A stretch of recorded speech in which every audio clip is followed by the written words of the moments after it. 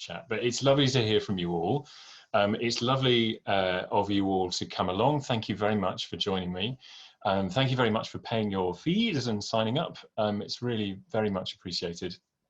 So we're going to be talking about Alexander the Great today, and specifically the fact that he was buried, probably, as I will explain, I think 3 times in Egypt, in 3 different places, probably. And we're going to have a look for those tombs as well. I intend to spend about an hour and a half talking about this, but I did overrun a little bit the other day. So forgive me in advance if I overrun. Those of you who have been at my talks before will know that this is a problem that I don't seem to be able to shake. But I've just got too much to say, and the same is true. It's going to be true today. So without any more ado, let's get on with it. So we're talking about this man today, Alexander the Great. Not somebody, I think, who is very much associated with Egypt, because his accomplishments in his short life took in so much of the world. We tend not to think of him as having any very great connection, but he did have a very great connection with Egypt. We tend to think of him, of course, as looking like this, as a very much a Hellenistic Greek individual, as he was. He was Greek from Macedon, and the king of that part of the Greek world. He was, in fact, the 3rd king of that name of Macedon, Alexander III of Macedon, born in 356 BCE, before the current era, the son of the 2nd of the Philips of the Argead dynasty. This is the dynasty that founded the kingdom of Macedon. And Alexander succeeded his father at a very young age, at 20, in 336 BC. And in the course of not very much more than a decade from the time he acceded the throne down to his death in 323, he conquered an absolutely vast territory, beginning in his homeland, Macedon, which is marked by the city of Pella here, which was one of 2 sites which acted as the capital city of Macedon, and extending eastwards from there into Asia Minor, into Egypt, of course, eventually, and then beyond into the Near East, into the heart of the empire run by his arch enemies, the Persians, and eventually even beyond, further eastwards towards India. And altogether, the territory that he conquered, the territory that he came to rule over, represented the largest empire that had ever existed up until this point. It was an extraordinary sequence of victories and an extraordinary accomplishment for one so young, and entirely unprecedented. So he achieved an awful lot in a very short space of time. So that is the sort of, well, that's the big geographical context. Of course, we're not going to be looking at this entire territory. We're going to be focusing on Egypt for today, but just to give you the geographical context. And as for the chronological context, I always like to start with these 2 things. Alexander arrived in Egypt in 332, so at the sort of bottom of this timeline, if you like, and died in 323, prompting a successional struggle, which eventually, as we'll see, led to the breakup of his empire and its division into a Macedonian kingdom, centering on Alexander's ancestral homeland of Macedon, a Ptolemaic Empire, Egypt, Phoenicia and Cyprus, and the Seleucid Empire, which concentrates more in the Near East. But in the run-up to this, I partly wanted to include some of the earlier periods here in this timeline as a way of connecting this talk to a previous one that I'd given on the Kingdom of Kush. So apologies to those of you who weren't at that talk, but for those of you who were, you'll remember that we spent a long time talking about the Egyptian 25th dynasty, which was a dynasty of Kushite, non-Egyptian pharaohs, whose capital city was at the time at Napata in the Fourth Cataract region in Sudan. And they, as well as taking over Egypt, spent much of the time that they were in charge of Egypt in conflict with the really great power of that particular period, the Neo-Assyrian Empire. And it's the Neo-Assyrian Empire that eventually led to the end of the 25th dynasty, which is brought about in a sort of very decisive and final way with the defeat of the final Kushite king of that line, Tanut Amun Tantamani, who was defeated by the Neo-Assyrian emperor Ashurbanipal in 663. So that brings to an end the 25th dynasty, who we were talking about in the Kingdom of Kush talk. Of course, the Kushites continued to rule their own territory in Sudan for the best part of 1,000 years after that. That was one of my main points. But their rule in Egypt ends at that point, and they're succeeded by the 26th dynasty. The Assyrian Empire, of course, continues to hold sway in the Near East down until a little while after the death of Ashurbanipal. Ashurbanipal, who defeats Tantamani and the Kushites, was really the last great emperor of the Neo-Assyrian line. It's with his death that a number of the client states in that region, in the territory which is the place now of the modern countries of Israel, Lebanon, Jordan, Syria, in particular, the client states which were part of that empire began to rebel with the death of Ashurbanipal, and that eventually led to the collapse of the Assyrian Empire. One of those client states became very powerful, established itself eventually in the long-established, very historic city of Babylon, and created from that a new empire under an individual called Nabopolassar. And that comes to be known as the Neo-Babylonian Empire, the first time that Babylon, the city of Babylon, had been at the center of a powerful empire for many centuries. And this empire holds sway in the Near East from 612 BC, which is the point at which Nabopolassar captures Babylon, down to the point at which the first of a new line of kings, and a new empire is established under Cyrus the Great, and this is the Persian Empire, and that's in 539. So the Neo-Babylonian Empire doesn't last quite as long as a century. During this time, incidentally, the Neo-Babylonians took Jerusalem and captured a number of the elite Judean officials in Jerusalem and carried them off to Babylon. That story, of course, is one of the great narratives of the Old Testament. That happened under Nebuchadnezzar II. So the Neo-Babylonian Empire is perhaps more famous for that than for anything else. And they are succeeded by the Persians under Cyrus the Great. And the Persians eventually come to take over Egypt as the 27th dynasty. Now, they are in charge of Egypt for some time, from 525 down to 404, just over a century.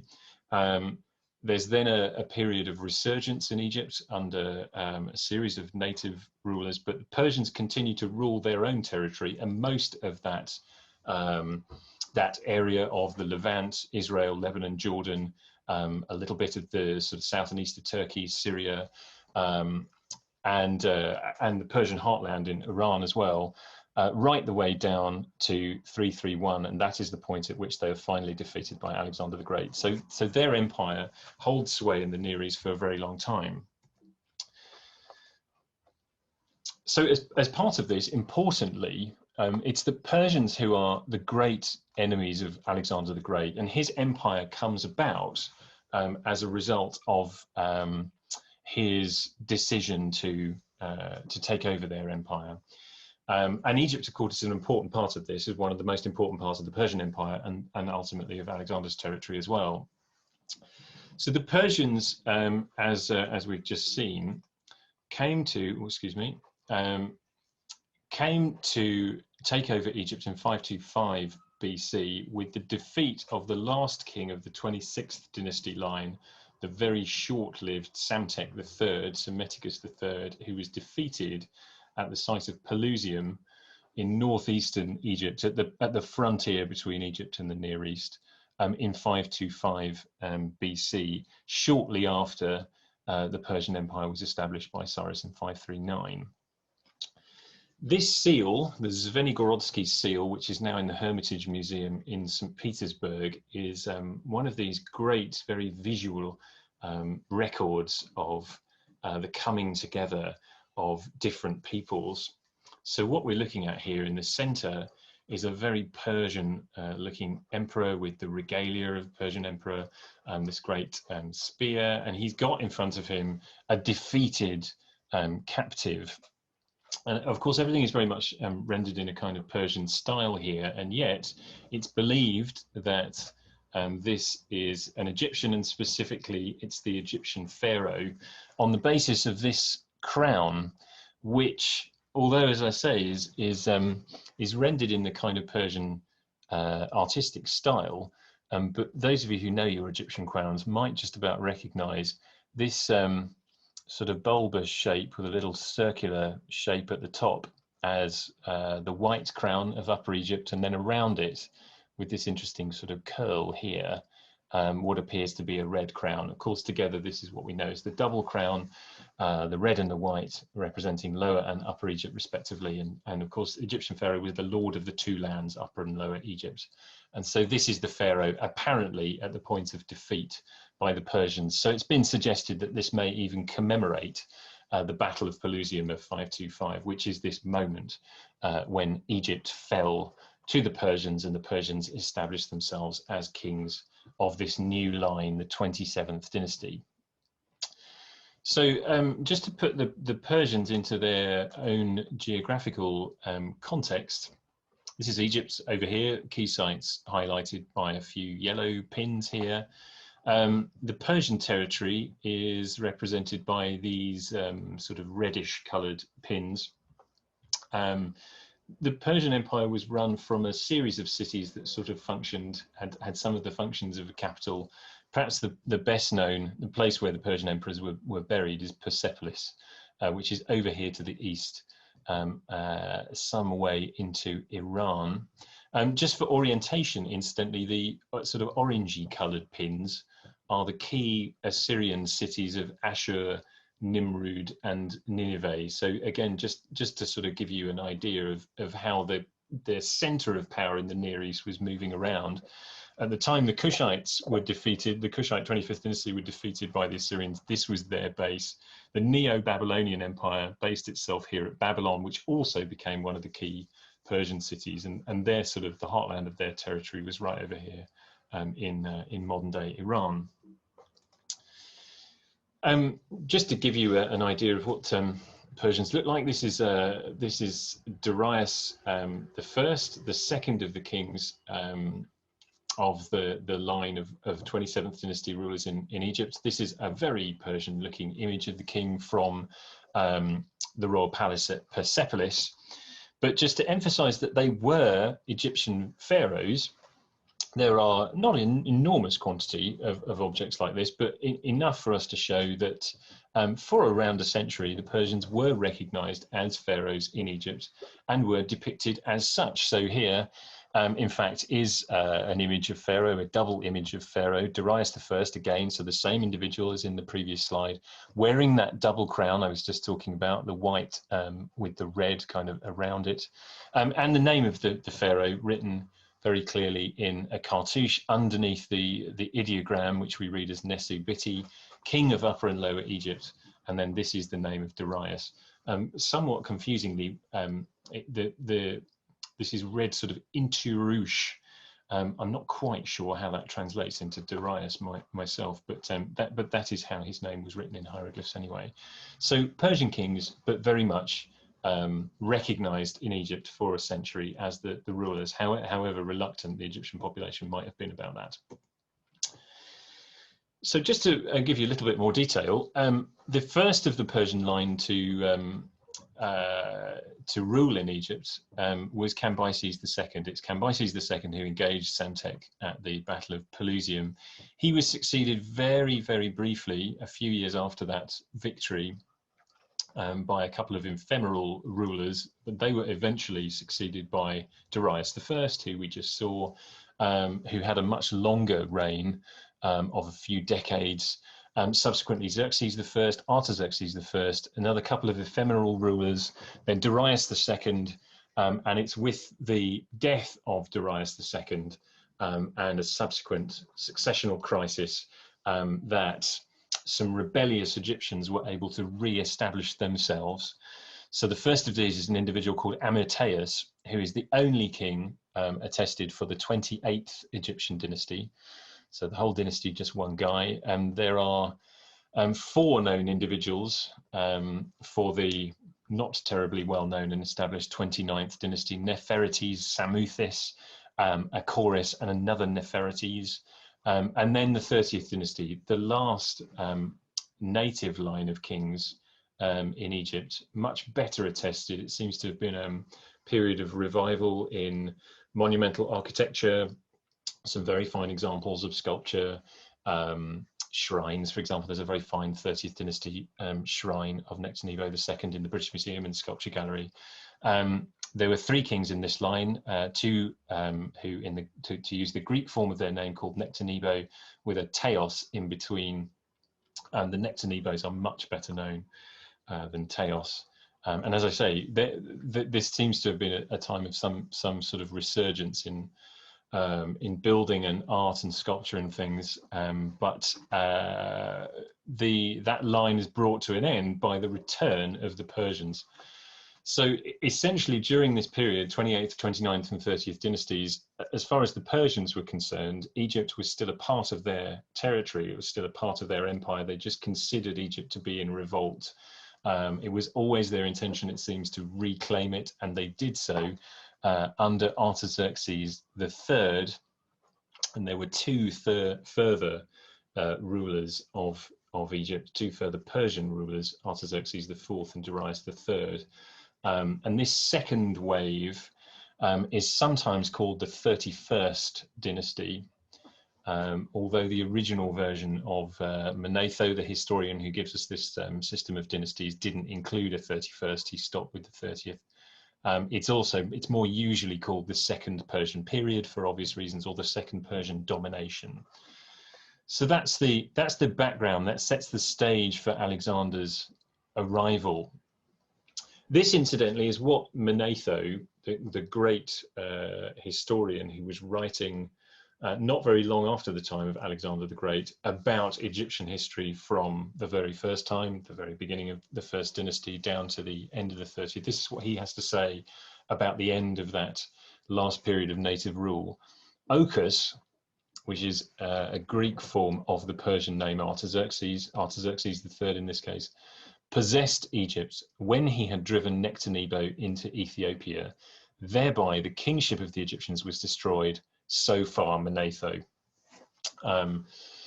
That last bit just means that that is as far as Manetho got. This, incidentally, is a version of Manetho's text from a much later summary or epitome written by somebody called Eusebius. And this little note essentially just tells us that it was Artaxerxes who brought this line to an end by chasing Nectanebo out, and apparently Nectanebo was chased to Ethiopia, which those of you who are at the Kingdom of Kush talk will know doesn't refer to the modern country of Ethiopia, but the territory to the south of Egypt, and specifically to the Kingdom of Kush, this great southern rival of Egypt. So perhaps he sought refuge in Napata or Meroe, perhaps, at the court of the Kushite king. So there we are. That's the end. Nectanebo's reign comes to an end in 343. That's the point at which Artaxerxes returns Egypt to Persian rule. So this is the situation. The Persians continue to rule Egypt for not for a very great period of time. It's something like 15, 16 years before Alexander's arrival. And so his mission to rid the world of the Persian Empire begins, of course, in his home territory in Greece. Macedon, the kingdom that he ruled over, the kingdom that he inherited from his father Philip, was based up here in this northern point on the map. It had been a small and relatively insignificant part of the Greek world until not very long before Alexander's accession to the throne. It came to dominate Greece during his father's reign, during the reign of Philip II. And Philip brought this situation about partly by diplomacy, but partly by military conquest. The three main city-states in Greece at this time were Athens here, Thebes to the north, and Sparta down here in the south. He defeated Athens and Thebes, Philip this is, at a battle in a place called Chaeronea in 338 BC, and founded in that moment a federation of Greek states with Macedon at the head, which is sometimes called the League of Corinth and sometimes the Hellenic League. So as I say, by the time of Alexander's accession, Macedon was already dominant in the Greek world. And from here, wasting very little time, Alexander began to chase the Persians with a view to taking over their empire. And this map, which is a detail from the much larger one we saw earlier, is fantastic because it not only shows us the territory, gives us a few of the key sites, but also the route that Alexander and his armies took. So starting in Pella, the capital of Macedon, he heads eastwards, engaged Darius at the Battle of the Granicus here in May 334. From here, he went south along the Mediterranean coast, north again, south again. He defeated Darius at Issus, here in southeastern Asia Minor, and at this point could claim that he had taken control of this entire region. From here, he began to head south through what is now Lebanon, in the direction of Egypt. And this is a territory which was occupied by a number of city-states which had been sort of client states of various empires over the years, including at one time when Egypt's empire was at its peak, subservient to Egypt, but subsequently to a number of empires, including, of course, the Neo-Assyrian, Neo-Babylonian, and now the Persian. So Alexander is eating up these client kingdoms, taking them over, diverting the tribute that they would previously have been paying to the Persians to his own Macedonian kingdom, making himself and his country very rich in the process. Most of them simply capitulated at this point, no doubt having heard tell of Alexander's marauding through Asia Minor. He captured Tyre here on the Mediterranean coast over the course of several months between January and July 332. There was a little bit of resistance at Gaza here. By this point, of course, we're heading towards the frontier between the Levant and Egypt. Eventually, Gaza gave in, and Alexander was able to march on Egypt in 332 and stayed here for a few months. So, I mean, Alexander's reign didn't last very long at all, not very much more than a decade. So it's perhaps no surprise that he didn't spend that much time in any one part of his empire. But he spent a little bit less than a year in Egypt. These are the key places that we can be reasonably sure he visited. Pelusium is this site here, up at the edge of the delta, the northeastern delta, as I say, on the sort of frontier. This territory here, the Sinai Peninsula, was not really inhabited to any great extent, not by settled populations anyway. So this wasn't really part of Egypt kind of proper. It was a sort of frontier zone. Pelusium, of course, was the place where the Persians engaged Psamtik III's armies and defeated them. It's also one of the first places that Alexander visited. The sources that we have slightly disagree as to where he went after this point. Some say he went straight to the site on which he would found a new capital city at Alexandria. Others that he headed first for the existing capital city at Memphis, at the head of the delta here. There are two pins here representing the capital city of Memphis and the next door cemetery site of Saqqara. However he got there, it seems he went via the cult center of the sun god Ra at Heliopolis, which is in the northeastern suburb of Cairo we call Mataria now. And at a certain point after this, after he went to Alexandria, in whichever order of things he did things, he marched his army along the coast as far as Marsa Matruh, or the modern site of Marsa Matruh, and then southwards from here, perhaps not along this road, this is of course a modern road shown on the map here, to the Siwa Oasis, to visit the oracle of Zeus Ammon, one of the most important religious centers in Egypt at the time, no doubt looking for the blessing of the king of the Egyptian gods. So these are the important sites for Alexander's visit.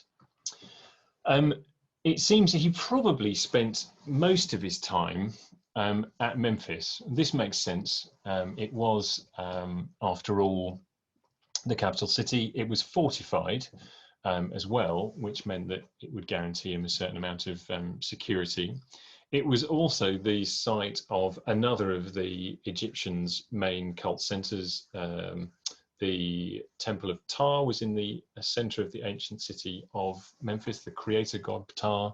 But it was also a great site of pilgrimage by this point, as the dwelling place of the Apis bull, the Apis being a manifestation of Ptah, and the place of the burial of the sacred Apis bulls in the Serapeum, out in the desert at Saqqara in the cemetery.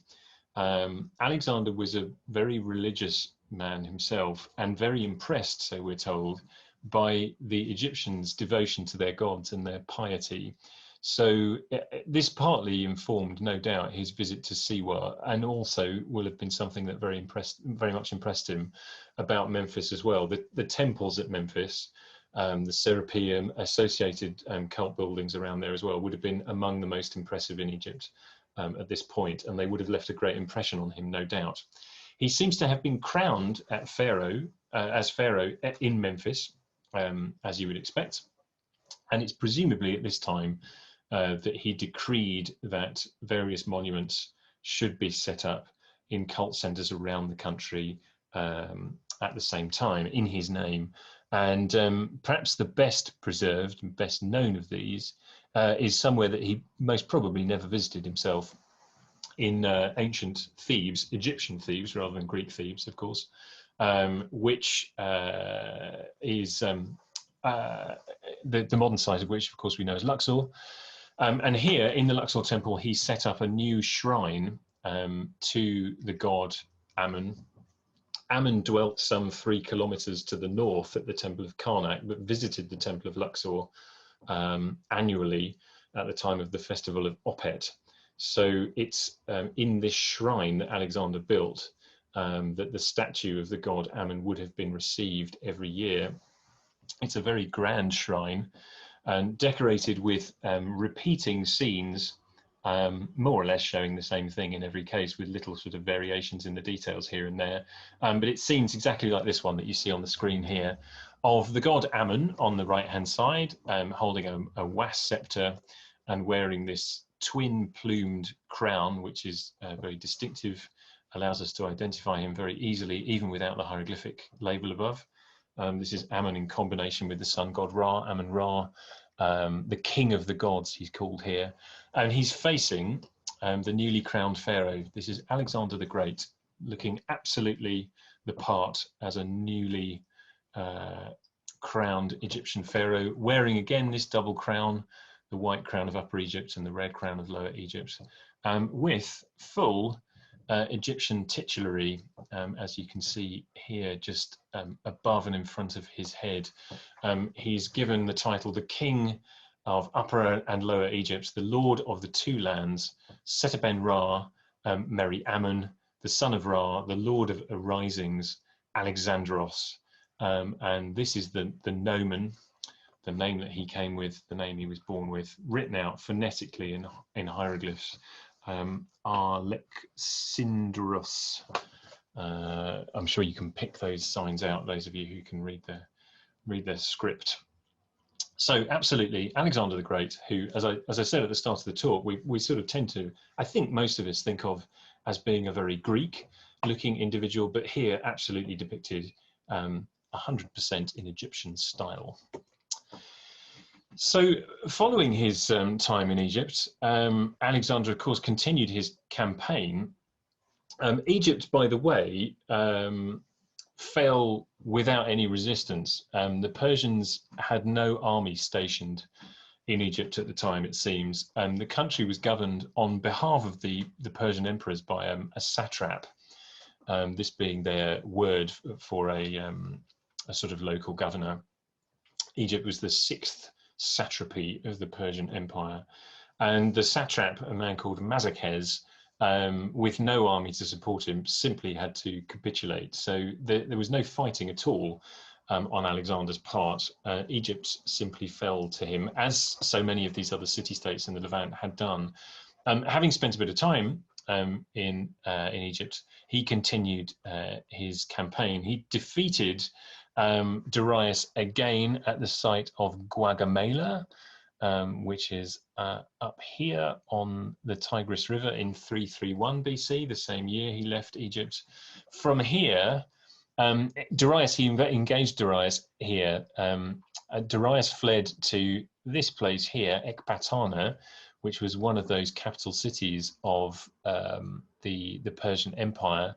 Alexander and his armies went a different way. They headed southwards to Babylon, which they took without too much difficulty. From here, they headed east to Susa, and then eventually to Persepolis, where Alexander seems to have allowed his army to sack the city. Having fled to Ecbatana, Darius continued eastwards from Media, the territory of Media, into Parthia and beyond, and he eventually got as far as Bactria, which is right at the right-hand extent of this slide. And here he was murdered by his own satrap, his own local governor. And with the death of Darius, we have the end of the Persian Empire. At this point, Alexander's principal aim has been achieved. He's caused the collapse of the Persian Empire and is now in charge of his own territory, of course, Greece, Asia Minor, Egypt, and the Persian Empire. He still hasn't finished, of course, but that's not bad for a start. I'm sure he felt. So, as I mentioned earlier, Alexander continued eastwards towards India. He spent some time there, managed to incorporate a large swathe of that part of the world into his empire as well. But eventually, under pressure, in fact, from his armies, he retreated westwards and settled in Babylon, which he intended to make the center, the capital of his new great empire. He was intending to continue campaigning into Arabia, southwards from Babylon into Arabia, which was a territory which he had largely not conquered. But in fact, he died at the age of only 32 in the palace of Nebuchadnezzar, the Neo-Babylonian emperor, in 323 BC. Again, the accounts don't agree, but it seems as though he either ate or drank something that didn't agree with him. That's an understatement, I suppose. He spent a few days in sickness, in some pain, agony is the word that's used in some of the accounts, before finally passing away. And of course, some of the accounts suggest that he might have been poisoned, but they don't all agree on that, and it's not entirely clear. In any case, at just 32, having established this huge empire in his name and conquered most of the known world at that time, Alexander the Great was no more. This prompts something of a crisis, and it's at this point that the death, the body, the burial of Alexander the Great becomes very significant. The great question, of course, was to whom Alexander's empire was going to pass, or indeed whether it would pass as a single unit to one person, or whether it would be divided. And there was no agreement on this. Alexander left behind no one clear heir. He had a son, Alexander, but by his wife Roxanne, but Alexander was just a baby at this point and clearly in no position to take the empire over. So it fell to his mostly military generals, close companions, who are known as the Diadochi, the successors, to fight this out. And of course, several of them were very keen on inheriting the whole of the empire for themselves. Two of them are particularly significant for the story of what happened to Alexander's body and where it was eventually buried. One of these two is a man called Perdiccas. Perdiccas was a royal bodyguard. Initially, he'd risen up to the rank of army marshal and grand vizier as well, following the death of Alexander's favorite companion, Hephaestion, not very long before Alexander's own death. And Perdiccas had come to be the official protector of Alexander's wife Roxanne and their young son, Alexander IV of Macedon, who would also become Alexander II of Egypt. Although, as I mentioned, he was just an infant at this time and therefore not in any position in practical terms to rule any part of the empire. Perdiccas was also effectively a kind of regent to the newborn Alexander and another member of Alexander's family, who was a candidate to reign as a new emperor, his brother Philip III of Macedon, Philip Aridaeus. Philip seems to have suffered from perhaps a learning disability or some kind of condition which meant that mentally he was unfit to reign. So although he was an adult, in the same way as the young Alexander, he was in no position practically to run the country. So a regent was required, and Perdiccas fulfilled that role, of course putting himself in a very strong position, ultimately perhaps to seize the empire for himself.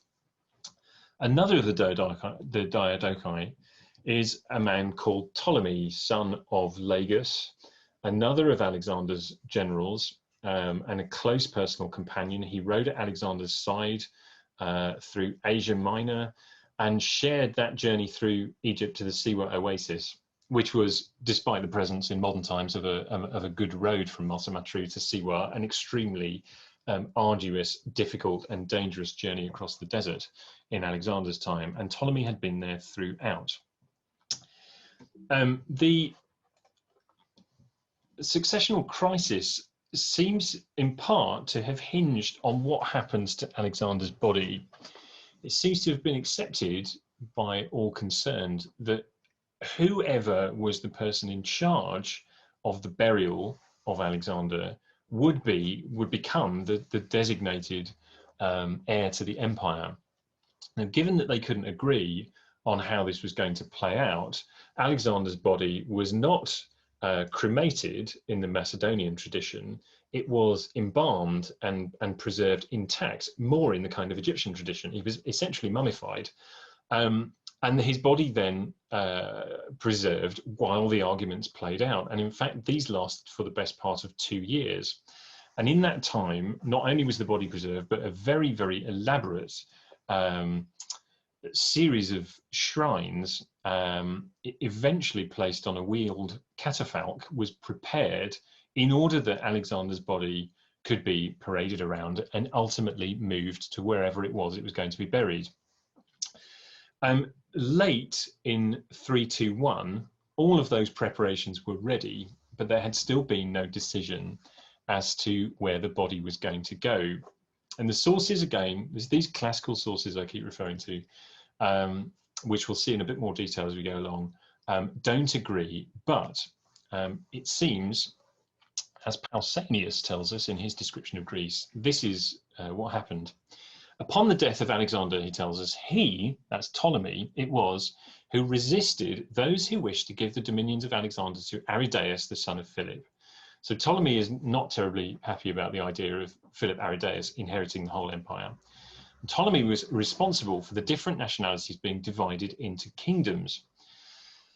Ptolemy himself crossed into Egypt and slew Cleomenes, who Alexander had made satrap of Egypt, thinking him friendly to Perdiccas and therefore not loyal to himself, and persuaded those of the Macedonians who were appointed to carry the dead body of Alexander to Aegae to hand it over to him, and buried him at Memphis with the customary Macedonian rites. So unpicking this a little bit, it seems that there was a move perhaps for Philip to inherit the whole of the empire, but Ptolemy didn't particularly like that. There was also a move to bury Alexander in Macedon, alongside perhaps his father, who had been buried in the royal cemetery at Vergina there.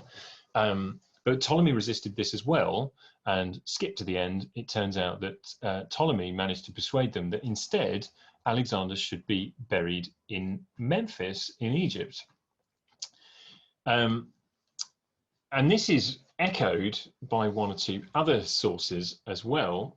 So Quintus Curtius in Historiae Alexandri Magni echoes another text written by actually an unknown author, somebody we call Pseudo-Callisthenes, that Alexander's body was taken to Memphis and then transferred a few years later to Alexandria. In any case, he seems to have been buried in Egypt somewhere. Another text, this is the Pseudo-Callisthenes, or it's a part of it anyway, a text called the Alexander Romance, the Greek Alexander Romance, as here. This says, there is in Babylon an oracle of the Babylonian Zeus. The god's oracle was as follows. There is a city in Egypt named Memphis. Let him, Alexander, be enthroned there. No one spoke against the oracle's pronouncement. They gave Ptolemy the task of transporting the embalmed body to Memphis in a lead coffin. So Ptolemy placed the body on a wagon and began the journey from Babylon to Egypt. When the people of Memphis heard he was coming, they came out to meet the body of Alexander and escorted it to Memphis. But the chief priest of the temple in Memphis said, do not bury him here, but in the city he founded in Rhacotis, which is the site of Alexandria. Wherever his body rests, that city will be constantly troubled and shaken with wars and battles. Essentially, if we just go back to this point, essentially what seems to have happened, we take all the sources all together, is that Philip Aridaeus had been given responsibility for burying Alexander, but was waiting for instructions, he being unable perhaps himself to act decisively. He had allied himself to Ptolemy, and it seems we can sort of infer that Ptolemy had told Philip, okay, take the body and leave Babylon, start heading towards Egypt. Ptolemy's not on the scene at this point himself, but he arrives shortly afterwards. So Alexander's body in this catafalque leaves Babylon and begins to head towards Egypt. Ptolemy turns up with an army, clearly expecting trouble, knowing that Perdiccas and others are not going to be terribly pleased about events proceeding beyond their control. So Ptolemy and the body begin to head towards Egypt. Perdiccas gives chase. Ptolemy arrives in Egypt, apparently murdered Cleomenes the satrap. Perdiccas is still giving chase. They ultimately engage each other in battle. Ptolemy manages to get all the way to Memphis, which is fortified with the body, keeping it there safe and well. And Perdiccas eventually was defeated and murdered by his own men. So Ptolemy has taken it off to Egypt because he did not, unlike some of the other Diadochi, did not want to take over the whole of the empire. He was interested in Egypt and the surrounding territories only. So he decided that if he could take the body and have it buried in Egypt, then Egypt would then become incredibly significant in the Alexander story, and Ptolemy would be able to take over at least that part of the world, which is what he wanted. So all these sources seem to suggest that the body, at least for a time, went to Memphis, even if sometime after that it went on to Alexandria. So if we're looking for a burial place of Alexander in Memphis, where might we look?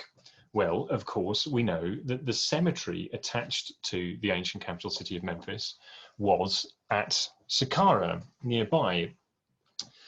So Saqqara in that time, as it had been since the third dynasty, some 2,500 years earlier, was dominated by the step pyramid of the first king of the third dynasty, Djoser, the creation of, we believe, Djoser's incredibly important right-hand man, Imhotep. The very first pyramid, the very first monumental building in stone anywhere perhaps in the world. But it was a very large cemetery site and had been in use for the burials of kings and other high status individuals on and off throughout Egyptian history from that time. So it's an incredibly rich site archaeologically, and it would have been the focus of a huge amount of activity at this time.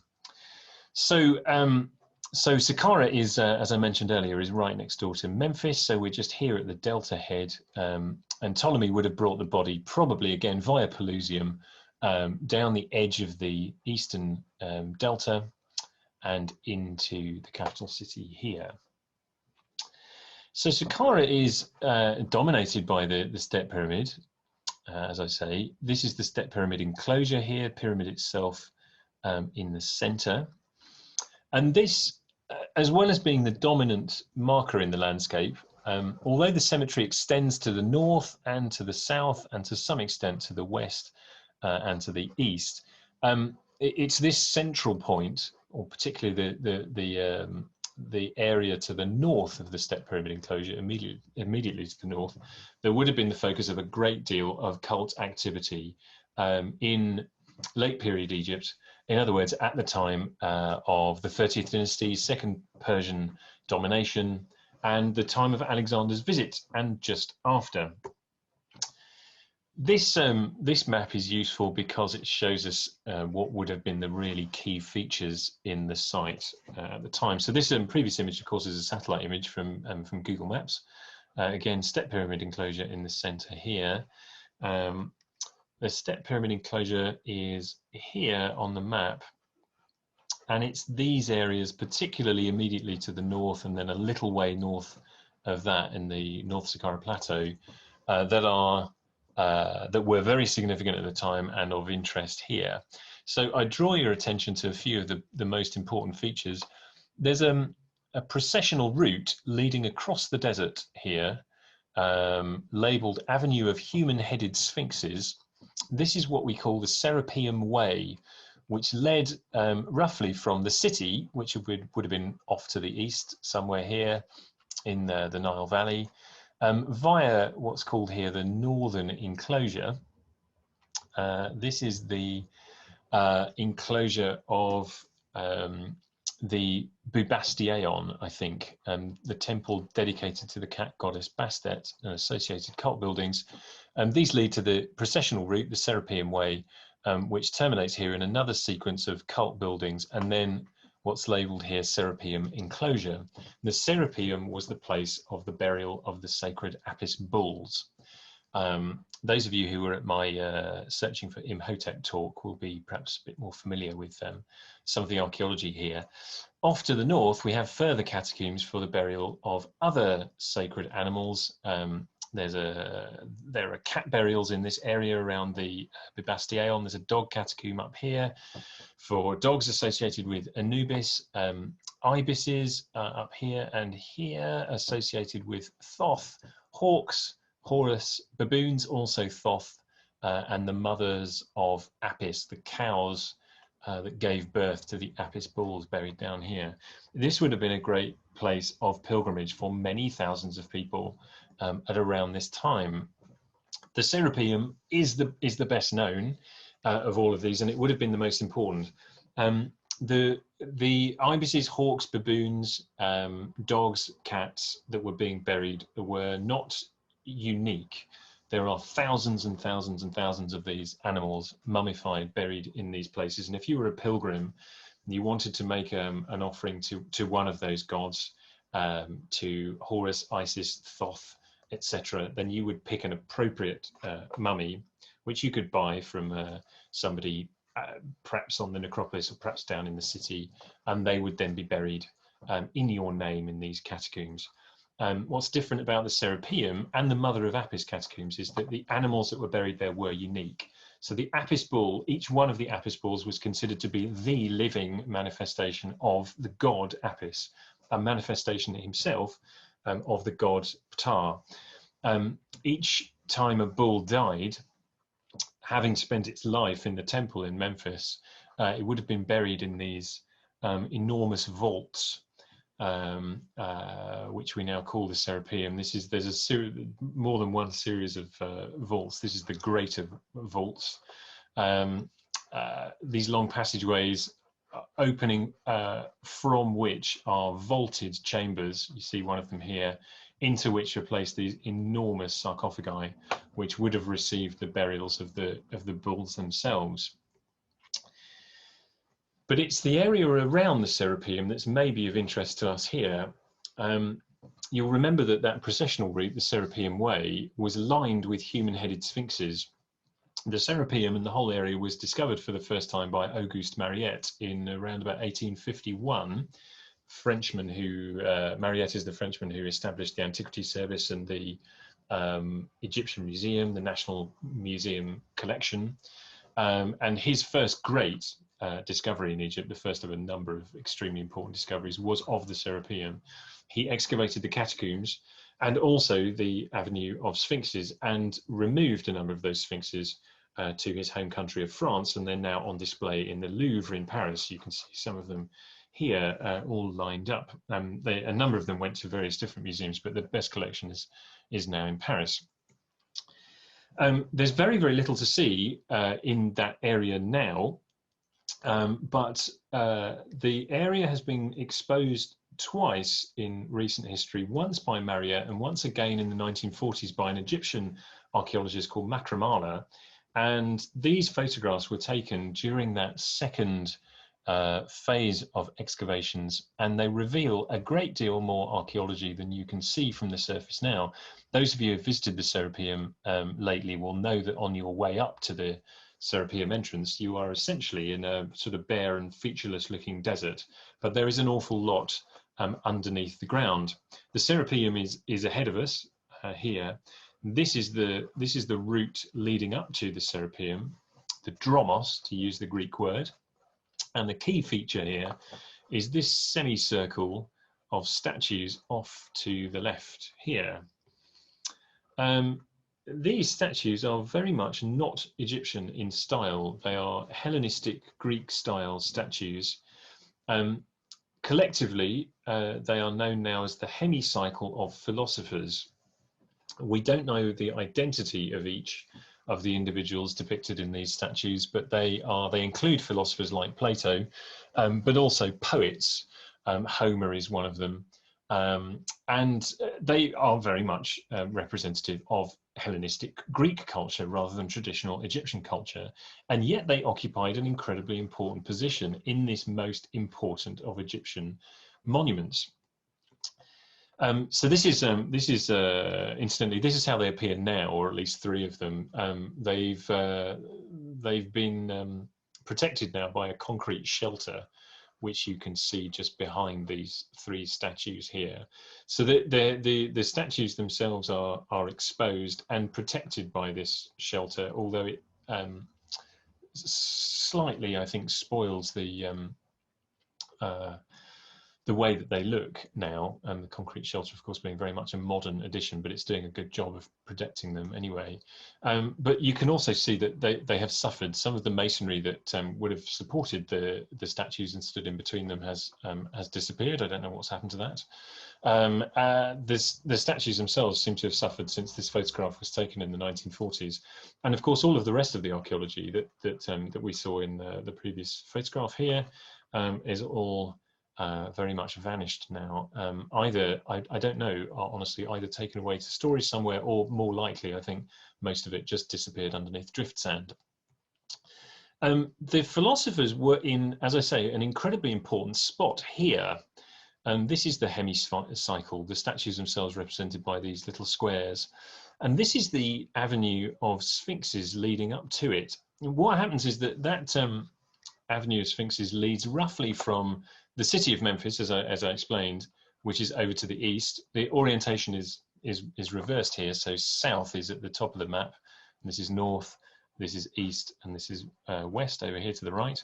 So you head from the capital city of Memphis in the east, across the desert, and then at the last moment, just before you arrive at the Serapeum area, you take a turn to the left via this sort of curve in the avenue.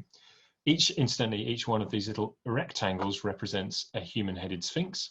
So you get the sense that the processional route was very much lined by these fine sculptures. You take that left turn towards the south, and as you arrive at the dromos leading up to the Serapeum, which is at this point off to our right, you're confronted with this very impressive image of all these philosophers. And they stood outside a monument which was built up against a natural sort of low cliff face here, which you can see described by this wavy line. And this temple is somewhat obscure and absolutely invisible now. I don't know how much remains of it, but there was enough for Mariette to draw a plan, which was republished by Loewe and Picard in this volume that I refer to here, Les Statues Ptolémaiques du Serapeum de Memphis. It appeared to Mariette to be a building of Nectanebo of the 30th dynasty. In other words, a building constructed immediately before the Second Persian domination, immediately before the time of Alexander the Great. And the sphinxes also appear to have been constructed around that time. The Hellenistic sculptures perhaps should be a little bit later, but nonetheless, we are looking at archaeology which very probably comes from either immediately before, after, around, in other words, the time of Alexander the Great's visit, and subsequently his burial by Ptolemy. You can probably see where I'm going with this. Some of the other sculptures in this area are also very interesting. Again, absolutely not Egyptian, but very much Hellenistic. They include images like this lion with human form on its back, and then this very curious sculpture here, which is variously described as a phoenix, or according to the current Egyptian Museum entry, just a winged sculpture. It's been suggested that this might actually represent a peacock. And if so, then we may be able to discern an even closer connection with Alexander here, in that peacocks were among his very favorite animals, so we believe. So could it be that the presence of Hellenistic sculptures in an area that we know was of importance and a focus of construction at around the time of Alexander's death and burial, could this relate to the fact that Alexander's body was buried in Memphis at this time, possibly close by? It has been suggested this is the case. Now, no tomb has turned up, but there is, as we'll see a little bit later on, something even more to connect this spot to Alexander.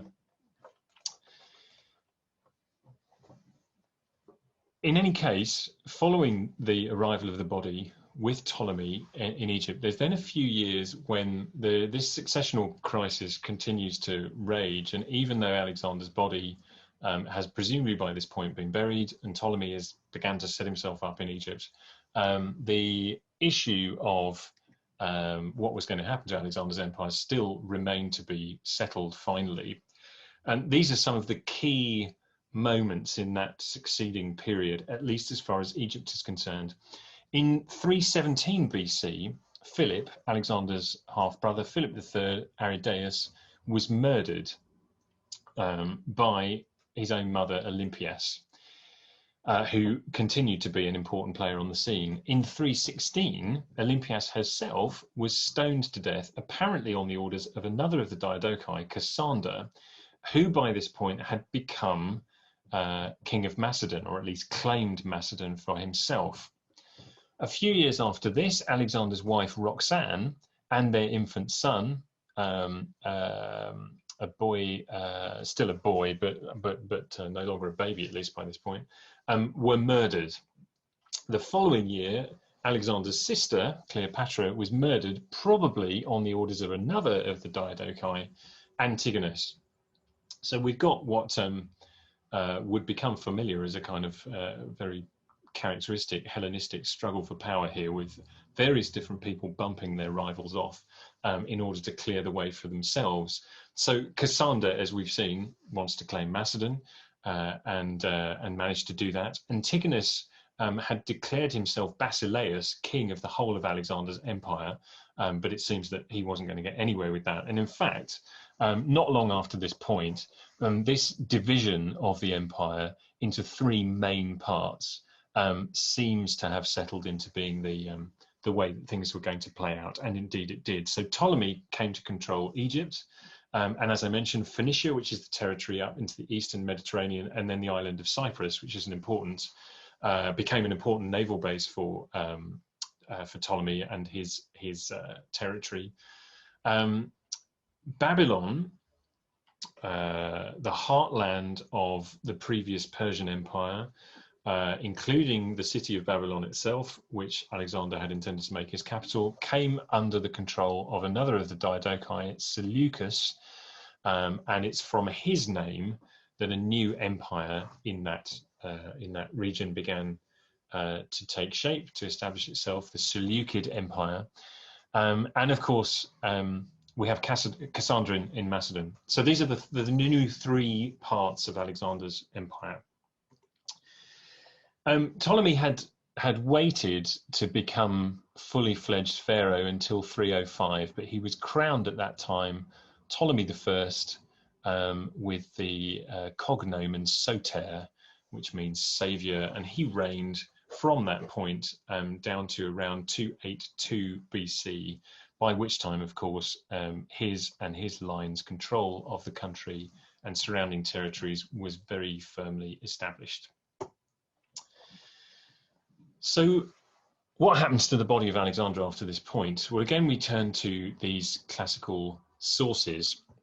Diodorus Siculus tells us that he, Ptolemy that is, decided for the present not to send the body to Ammon, but to entomb it in the city that had been founded by Alexander himself, which lacked little of being the most renowned city of the inhabited earth. There he prepared a sacred enclosure worthy of the glory of Alexander in size and construction. So the reference to Ammon here is probably a reference to the Siwa oasis and that oracle of Zeus Ammon.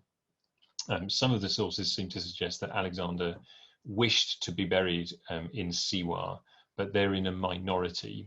In any case, Diodorus seems to be saying that, well, no, he was buried in Alexandria. Strabo too seems to agree. Strabo is the great geographer among the classical authors. His geography is a monumental description of various parts of the ancient world, including Egypt. It's an incredibly useful source.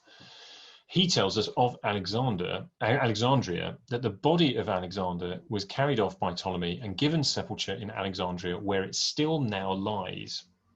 Strabo was writing towards the end of the Ptolemaic, around the time of Cleopatra's defeat. So this is some 250 years after Ptolemy had established himself as the first king of the Ptolemaic line, Ptolemy I. So it apparently lay in Alexandria at that time. Not, however, he says, in the same sarcophagus as before, for the present one is made of glass. Other sources suggest that Alexander's body was initially buried in a coffin or sarcophagus of gold. It could well be that they're both right, of course. There were two sarcophagi. In any case, by Strabo's time, it seems that that sarcophagus was made, as he says here, of glass or perhaps crystal. Strabo goes on to tell us that the city, Alexandria that is, contains most beautiful public precincts and also the royal palaces, which constitute 1/4 or even 1/3 of the whole circuit of the city. For just as each of the kings, from love of splendour, was wont to add some adornment to the public monuments, so also he would invest himself at his own expense with a residence in addition to those already built, so that now, to quote the words of the poet, there is building upon building. He also says the Sema, also, as it is called, is a part of the royal palaces. This was the enclosure which contained the burial places of the kings and that of Alexander. So it seems Alexander was buried in Alexandria, or at least he had been by the time of the end of the Ptolemaic time Strabo was writing, in a glass or crystal sarcophagus, in a building which, if we look at this last quote, appeared to contain not only Alexander's body, but those of other Ptolemies, in the palaces district in Alexandria. Zenobius tells us Ptolemy Philopator, that's Ptolemy IV, built in the middle of the city, again, perhaps the palaces district, a mnemar, which is now called Sema, and he laid there all his forefathers together with his mother and also Alexander the Macedonian. So again, seems like we're looking at a group burial place, a mausoleum for the burial of Alexander and the Ptolemies, perhaps. Ptolemy IV reigned from 221 to 204, so he didn't come to the throne until perhaps a century after the time, more than a century after the time of Alexander's body's arrival in Egypt. So if it's right that Ptolemy IV was the one who built this Sema, this group tomb for Alexander and the Ptolemies, then there must have been at least one other place where Alexander's body lay. Now, if we put all of this together, this is where we get this idea that Alexander was buried perhaps 3 times. Initially in Memphis, subsequently, once Alexandria came to be built as a capital city, it wasn't really built at all at the time of Alexander's body arriving in Egypt. Subsequently in a new tomb dedicated to Alexander alone, and then only after that, in the time of Ptolemy IV, in this new group style tomb.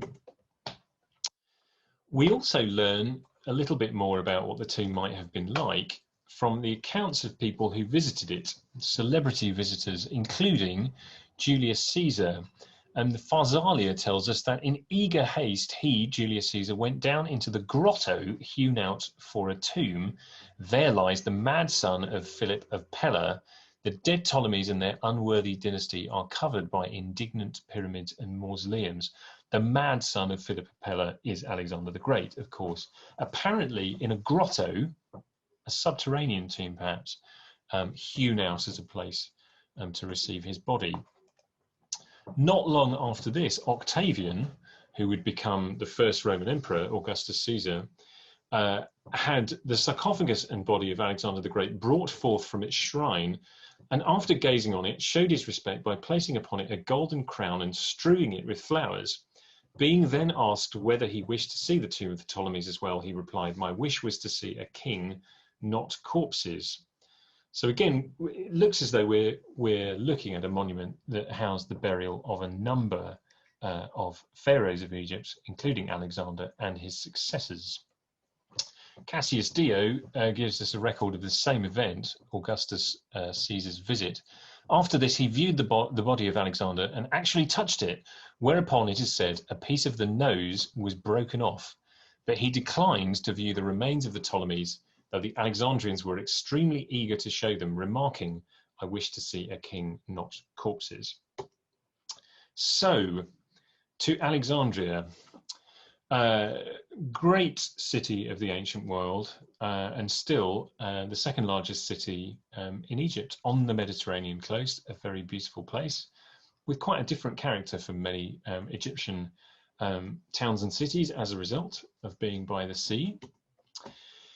To remind ourselves, Alexandria is up here where this cluster of pins are on the map, in the sort of north and western extent of the delta on the Mediterranean coast, of course, a little south and west of this great natural bay, Abu Qir Bay here, which is where Admiral Lord Nelson's fleet of ships defeated Napoleon's fleet at the end of the 18th century.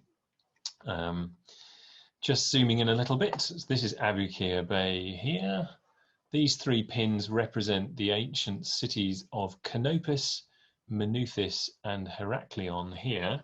There's been an awful lot of underwater archaeology done in this region, of course, in the last few years, and some of you may have visited the Sunken Cities exhibition at the British Museum and elsewhere of treasures discovered underwater. Most of them came not from Alexandria itself, which centres on this part of the coast here, but from these three cities. But nonetheless, Alexandria has also been the focus of lots of underwater archaeology. This is an artist's reconstruction of what Alexandria would have looked like, as if seen from the air, as if it were possible in ancient times to get up and have this view. The artist, incidentally, Jean-Claude Golvin, who's a French artist and Egyptologist and responsible for all the illustrations in the wonderful Egypte Restituée series of books that were published in the 80s, I think. Of reconstructions like this of sites and monuments throughout Egypt. They're still used everywhere, as you can tell, because they are as reliable as can be and really a great way of visualizing the city. So the key features are these. It's on the coast, of course, so that meant it was easily accessible from other parts of Alexander's empire. It's also not a very long way away from Lake Mareotis, which is the great expanse of water we see just beyond. So it's the Mediterranean Sea that is sort of closest to us as we look. This is Lake Mareotis beyond. There was an island just off the coast, just sort of in front, if you like, as you approach the coastline. That island is here. This is the island of Pharos, on which, as part of the grand design of this new city, a great lighthouse would be built, the Lighthouse of Pharos, which is just here, which would become one of the 7 great ancient wonders of the world. The second in Egypt, the other one being the Great Pyramid, of course. And the island was connected to the mainland, again as part of the design of this new city, by a causeway of 7 stadia in length, which therefore had the name Heptastadion.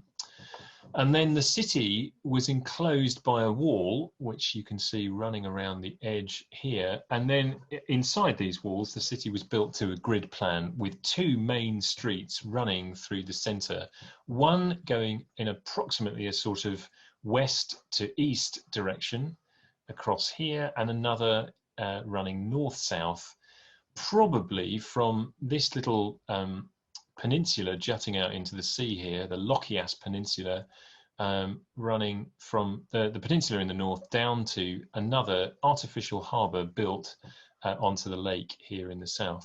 There was also a canal which ran around the edge of the city here, which would provide direct access from the sea to the lake port.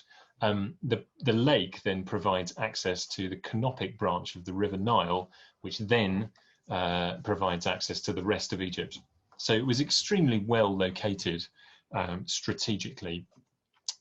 This is Golvan's visualization of the east-west street running through the city here. So this is the Heptastadion here, Island of Pharos, Canopic Street, and then the north-south street here. And as you can see, very grand buildings, colonnades. We don't know so much about the details of the buildings, but this is based on what information we have about the Hellenistic Egyptian sort of fusion of styles of architecture that would have been in use at this time. This is what the city looks like in modern times. Very difficult to make out very much of the ancient city on the modern plan, but there are a number of monuments which have either been excavated or are still standing since ancient times. So the Serapeum, the great temple to the hybrid Egyptian and Greek god Serapis, is in the southwestern corner of the city here. The Heptastadion has become completely silted up over the centuries, and now represents this huge mass of land here, in between the great harbour here and the Eunostos harbour here, which is in modern times very much a sort of industrial port. The photograph we saw a few images ago of the sun setting over the bay, as it were, it was taken from around about here, looking in a westerly direction like this, across to what used to be the Heptastadion, the island of Pharos, and the location of what used to be the lighthouse. This is the Lochias Peninsula here, and the Palaces district probably was in this region here, but it's not entirely clear.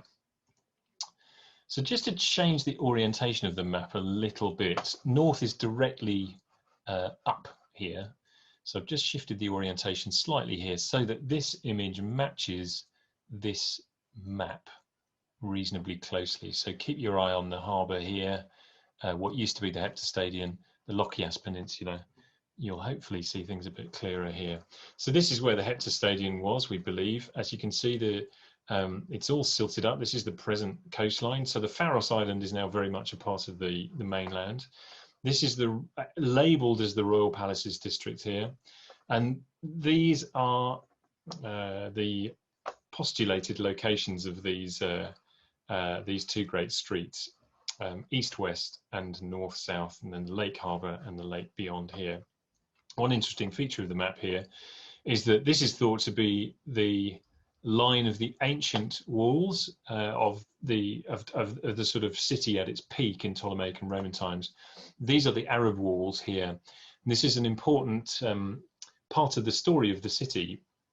It seems that following Ptolemaic and Roman times into the medieval period, the size of the city shrunk, and the city came to be built on this newly silted up area in between the mainland and the island of Pharos, which is why the Arab walls define a much smaller city than would have stood here in ancient times. And when the earliest Europeans began to arrive in Alexandria in the 17th, 18th, 19th centuries, they found a much, much smaller settlement than ancient Alexandria would perhaps have suggested. At that time, much more of the archaeology was still visible on the surface, but it's only in the 19th century that the modern city, which is a very, very large urban conurbation, began to be built, which had the effect of stopping any more archaeological work being done, or at least not as much as we might like. It's for that reason that we are still in the dark about where many of these ancient buildings that the classical sources describe, including the tomb, might have been. Another important thing to understand about the city is this idea that so much of the ancient archaeology is underwater. What seems to have happened is that in the 4th century AD, there was an earthquake somewhere off the shore, which had the effect of lowering the level of the seafloor by several meters and bringing an enormous tidal wave onto the city. And this had the effect of permanently submerging much of the city on the coastline underneath the waters of the ocean. And it was along the coastline, we think, that many of the most important buildings were constructed. So it's only since the advent of underwater archaeology in the last few decades that we've begun to be able to retrieve some of these features, including a royal harbour here connected to the Lochias Peninsula, and then a number of important royal state buildings, a Temple of Poseidon, the Poseidium, the Timonium, which was built by Mark Antony as a place where he could be miserable and lonely after he'd been defeated by Octavian at Actium, the island of Antirodos, a rival to the island of Rhodes, hence the name Antirodos, another palace, and the site of the Caesarium, the temple which was built in the name of Julius Caesar by Cleopatra, to which 2 obelisks were brought from Heliopolis in modern Cairo. And those obelisks were still in place at the time of the first visits by Europeans a couple of centuries ago. One still standing, one on its side. The one that is standing was eventually taken away, transported to New York, and it's now in Central Park. The one that was on its side, having fallen down, is now on the Thames Embankment in London, and they both have the name Cleopatra's Needle. So that's, in case you were wondering, that's where they come from. So this map is partly based on archaeological remains, partly on classical descriptions, and our sort of best guess at where things were. And the features that I've labelled on the map here are some of the things whose position is sort of reasonably well known to us, including the Lochias Peninsula, where we think the royal palaces are, possibly the tomb of Cleopatra, although that's for another talk. The location of at least the east-west street, which seems to follow the same line as the modern day Sharia al-Haraya Freedom Street, or Sharia Fuad Street is the slightly older name for it, which is still today the main east-west street running through Alexandria. We think that follows the line of the ancient street. The line of the north-south street is much, much harder to discern, but it's thought that it probably began, at least, in the area of Cape Lochias, the Lochias Peninsula, and would have run in a kind of line perpendicular to the east-west street, perhaps in this sort of area here. A number of tombs and cemeteries of the time of Alexander the Great, or around that time, have been discovered. And these include the necropolis of Shatbi, which is just here, a little way to the east, almost right on the coastline, a little way to the east of the Lochias Peninsula. There are here a number of high status early Ptolemaic tombs, very much sort of non-Egyptian style. This is one of the largest, as you can see, sort of cut into the natural, although badly sort of flawed local rock. This consists of a number of vaulted chambers, Macedonian style architectural features, but a number of Egyptian sort of icons in there. So sort of mixture of Macedonian, Hellenistic, Egyptian styles. High status individuals, but probably none of these the tomb of Alexander himself. The necropolis of Amphushi, which is on, again, quite close to the coastline, more towards the west. Again, exhibits a sort of mixture of some Egyptian iconography, but otherwise Macedonian Hellenistic styles. You can see a vaulted chamber here with these checkered patterns. I love these tombs because I don't know how well you can make this out, but these sort of blobby shapes here are painted on as if to imitate alabaster, this very beautiful Egyptian alabaster, which has these lovely sort of lines running through it. So it's a little bit as though the artists wanted this tomb to be made of slabs of alabaster, but they couldn't afford that, so they just had to paint the patterns on. I rather like that. The necropolis of Shogafa, which is in the southwestern portion of the city, close to the Serapeum itself. These are perhaps the best preserved of these Alexandrian style tombs. A very good illustration of the fusion of Greek, or in this case, this is actually a Roman period tomb, but sort of Greek style and Egyptian motifs. So we're looking downwards into the main part of the main tomb of the Shogafa necropolis here, which this is probably as good an example as you'll find of Egyptian iconography in a non-Egyptian style. So these are very sort of, what to an Egyptologist are very classical looking figures, but of what is recognizably a human figure with the head of a dog or a jackal. So this is Anubis, absolutely as you would expect to see Anubis, at least in terms of what he's doing, tending to a mummified individual lying on a lion bed here. So this is a classic icon of Egyptian funerary scenes, but just shown in a very sort of classical style. So these are the kinds of tombs of the period that have been discovered, but none really is a clear claimant to be the tomb of Alexander, either a sort of first tomb dedicated to Alexander alone, or a subsequent tomb, the Sema, built by Ptolemy IV. One candidate is to be found within the modern so-called Latin cemetery, which is a 20th century cemetery for the burial, in this case, of Christians. It's a Christian cemetery, hence the crucifixes, but European Christians rather than Catholic Christians in this case, rather than Orthodox Egyptian Coptic Christians. And it's here that we find this intriguing monument. This is much, much older. It's clearly ancient. Seems to have been perhaps Ptolemaic. It was discovered initially by an Italian, one of a series of Italians who ran archaeology, the antiquities service in Alexandria from the late 19th centuries onwards. This was the second of them, a man called Evaristo Breccia, who held the position of director of the Greco-Roman Museum. That was the position held by these sort of premier archaeologists in the area.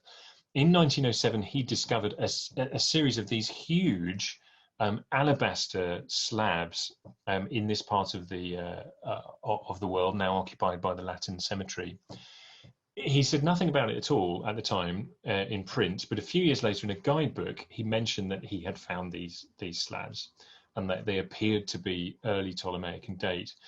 And some years after this, his successor, another Italian, Achille Adriani, decided that there was something rather more interesting than Breccia had thought here. So he re-excavated the slabs and eventually reassembled them in the form that you see them in here as a monumental two-chambered tomb constructed entirely out of these huge slabs of this very fine Egyptian alabaster.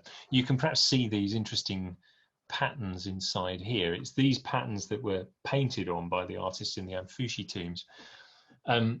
Adriani was convinced that this was the tomb of Alexander. In fact, he was convinced this is the Sema, the group burial of Alexander and the Ptolemies. Very little evidence has come to light, either at that time or since, to make a clear connection between Alexander and this tomb. But it remains a candidate, probably not for the group tomb, but for the first Alexandrian tomb. There simply isn't the evidence.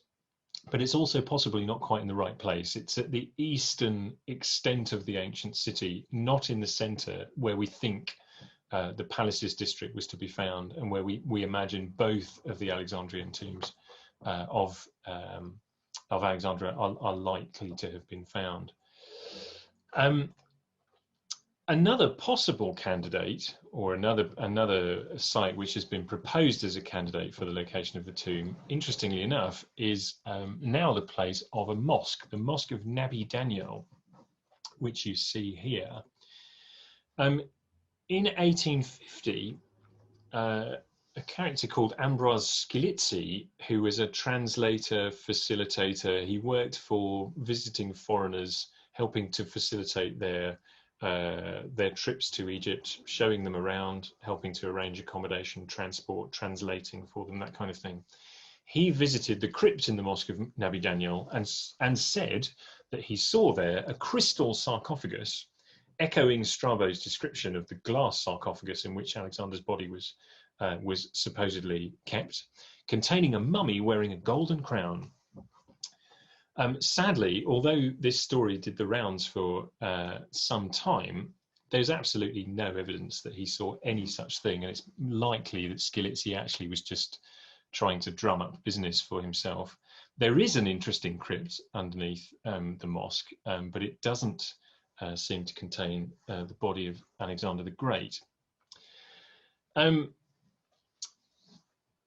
There is a monument which was discovered in Alexandria, it's not there any longer, which allows us perhaps to connect some aspects of the city's archaeology back to Memphis. This is perhaps the most interesting story of all here. It begins with the visit of a man called Leo Africanus in the 16th century, one of the very earliest of the European travelers to visit Egypt and to publish an account of it. He said that in the midst of the ruins of Alexandria, there still remains a small edifice built like a chapel, worthy of notice on account of a remarkable tomb held in high honor by the Mahometans, Mahometans was a word used by early travelers like this to describe the local Muslim population, in which sepulchre they assert is preserved the body of Alexander the Great. An immense crowd of strangers come thither, even from distant countries, for the sake of worshipping and doing homage to the tomb, on which they likewise frequently bestow considerable donations. So Leo Africanus believed that he was looking on the tomb of Alexander the Great, and he was followed in this by Dominique Vivant Denon, who was part of Napoleon's expedition to Egypt at the end of the 18th century. He, in his account, said, "In the center of this court, a little octagon temple encloses a cistern of Egyptian workmanship," by which he means ancient workmanship, "and incomparable beauty, both on account of its form and of the innumerable hieroglyphics with which it is covered inside and out. This monument appears to be a sarcophagus." This is the drawing published by Denon of this courtyard with the tomb in the center of it. This is a courtyard of a mosque called the Atari Mosque, or the Mosque of El Atarin, a district in Alexandria. And at this point, we turn to the account of Edward Daniel Clarke, who was in Alexandria not very long after Napoleon, when ultimately the French were defeated by the British and Ottoman forces, as part of which the British were to seize all of the antiquities discovered by the French. He was told by the locals, "Does your commander-in-chief know that they have the tomb of Alexander," they being the French?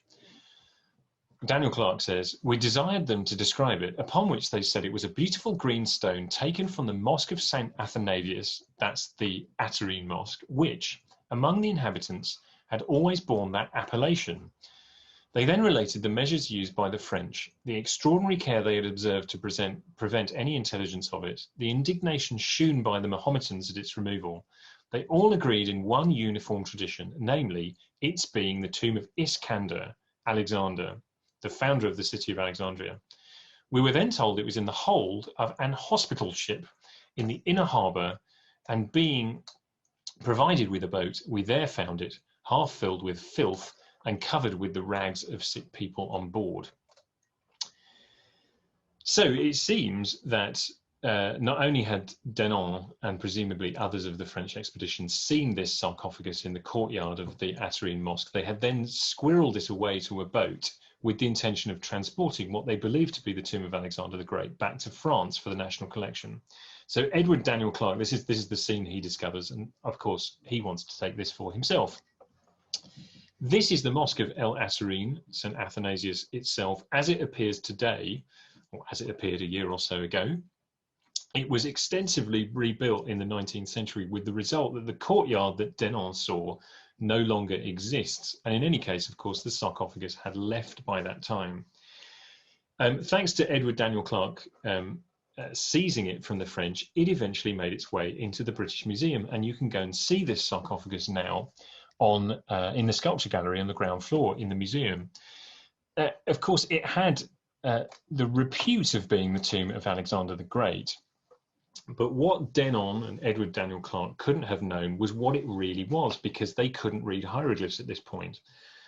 Champollion wouldn't announce his system of reading the hieroglyphic script for another 2 decades. He announced that in 1822.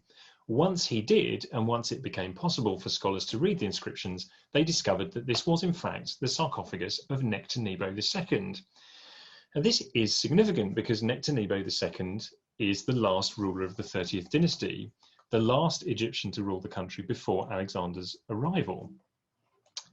Even better than that, and sorry folks, I'm aware that I am overrunning. I'm going to be quick. I'm nearly at the end now. Thanks for staying with me, as always.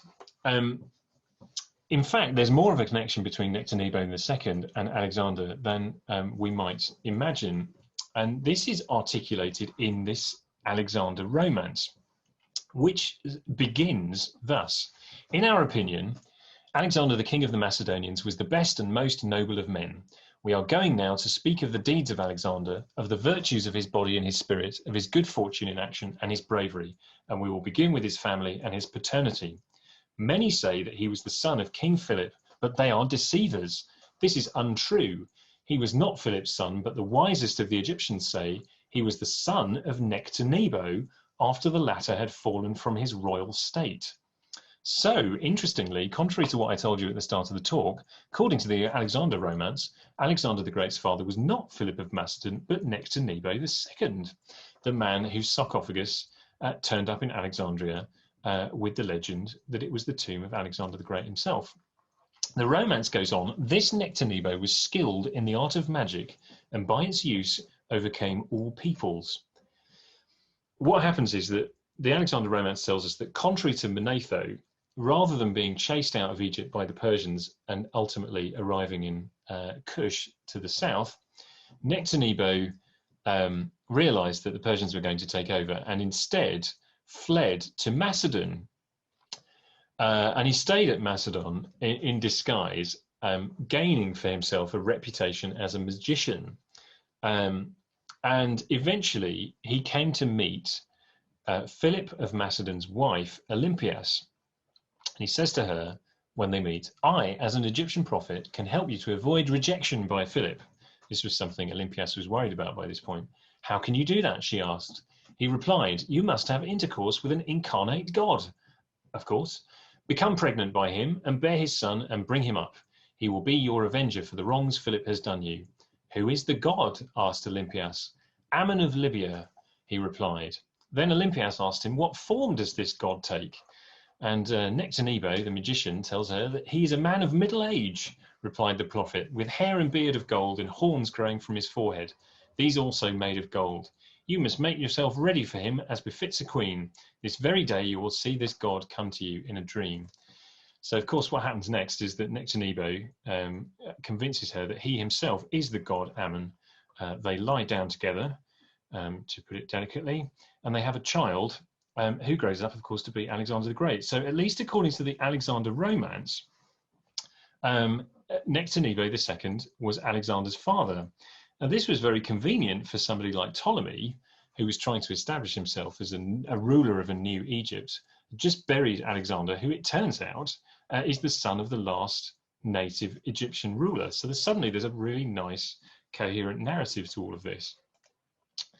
And could it be that this is the reason why Alexander came to be buried in the sarcophagus of Nectanebo II? There is no evidence, of course, to suggest that that sarcophagus, which is now in the British Museum, was ever used as the tomb of Alexander the Great. Nonetheless, that legend attached itself to the sarcophagus, and thanks to the Alexander romance, there is also a clear connection between Nectanebo and Alexander. And it's been suggested by Andrew Chugg, among others, one of the leading scholars in research into the whereabouts of the tomb of Alexander the Great, that what might have happened is that Ptolemy brought the body of Alexander to Memphis, as the sources tell us. He needed somewhere to bury the body of Alexander, but perhaps not permanently, only temporarily, while Alexandria was being built. He looked for a suitable place and visited the temple built by Nectanebo in the area of the Serapeum at Saqqara, and looking for a suitable sarcophagus in which to place the body, he alighted on the unused sarcophagus of Nectanebo II, unused because, of course, Nectanebo was chased out of the country before he died.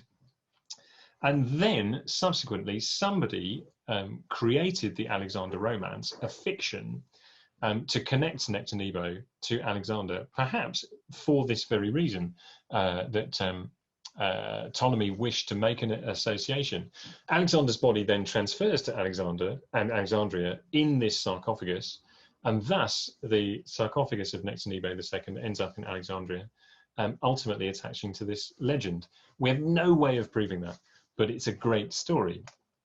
And just to finish, just as an example of what there might be yet to come in Alexandria, you may have seen a couple of years ago in 2018 stories that this black sarcophagus had been discovered some way beneath the present surface, clearly an Egyptian sarcophagus. It was found out to the east of the city here, where this green pin is, so beyond the ancient city walls, which meant that really from the beginning we could discount the possibility of it being anything to do with Alexander's tomb. But nonetheless, it was found at the bottom of this hole which had been dug as the result of the demolition of a building. So this gives you an idea of the situation for archaeology at Alexandria.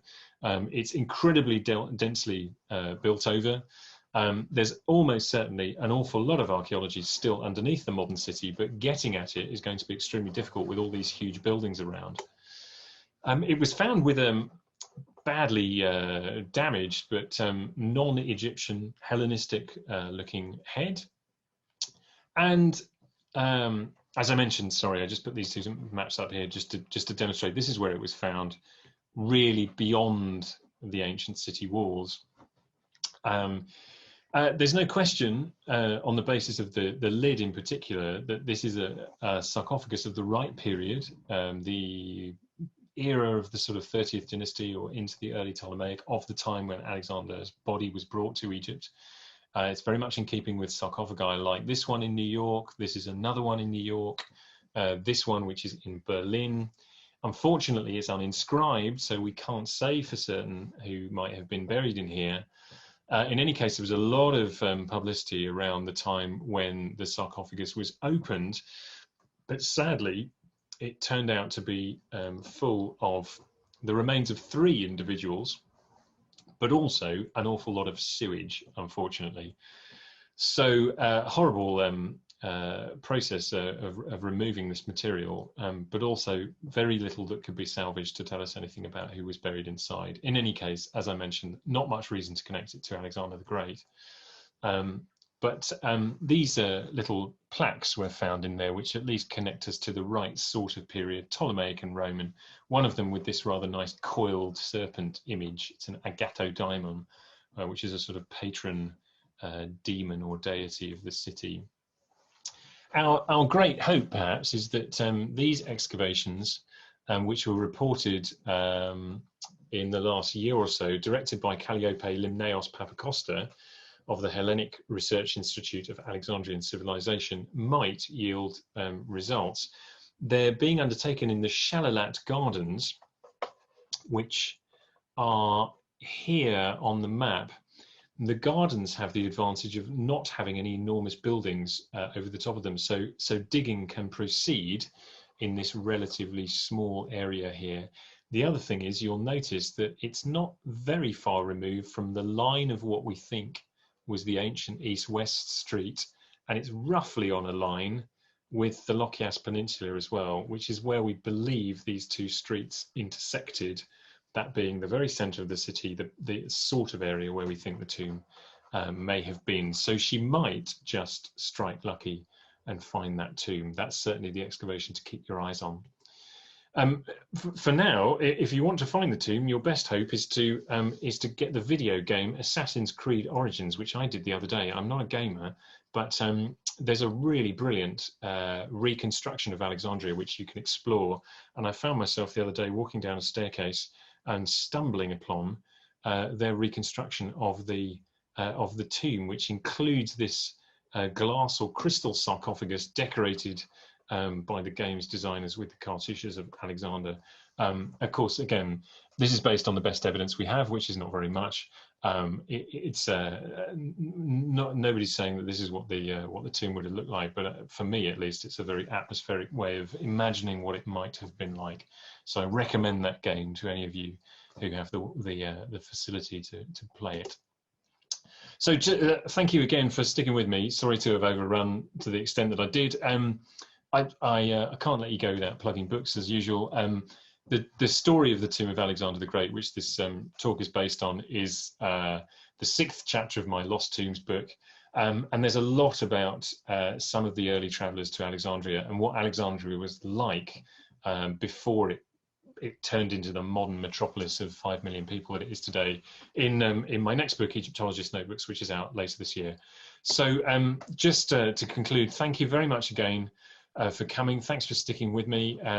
Sorry to have overrun as always. Those of you who have been to my talks before are probably getting used to this by now.